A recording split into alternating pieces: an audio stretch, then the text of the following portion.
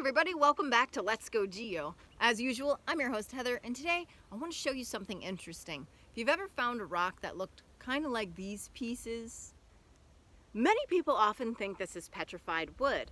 Are these? Well, maybe. You need to look for the area that you're in, as well as some other clues to decide if you have actually found petrified wood. Now in this case, one of these is not petrified wood. This one, take a look at that. Now, you'll see a lot of these lines and these stripes, and again, that kind of has that look that people confuse with petrified wood. This is actually a piece of rhyolite. Rhyolite is an igneous rock, and it's an extrusive igneous rock, meaning it came from a volcanic eruption. It's usually associated with welded tuff and ash deposits, but it's not petrified wood. It's tingy. If you hear that, that also helps us decide that this might be a piece of rhyolite or volcanic ash related. You can also look at the patterns here. If you look at the lines, they're even, it's indicative of those ash layers, and they sort of, aren't really straight.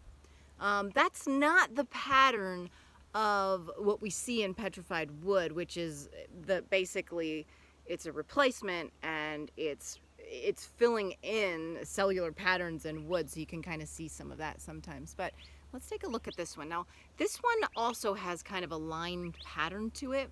The challenge with this one is it has been tumbled a bit. So this is out of a river deposit, so it's smoothed off. But you will see sort of the line pattern as well. You can find some petrified wood that looks a lot closer to this, but this is similar, and this is actually a piece of wood. So again, you'll see kind of that lined pattern. So some other things to look for. Here's another one. This is another piece, and this is petrified wood again. Now notice the difference in the lines. You're not seeing the flow banding that you saw in that piece of rhyolite, right? It's not just a series of those wavy lines. Those were a little wavy.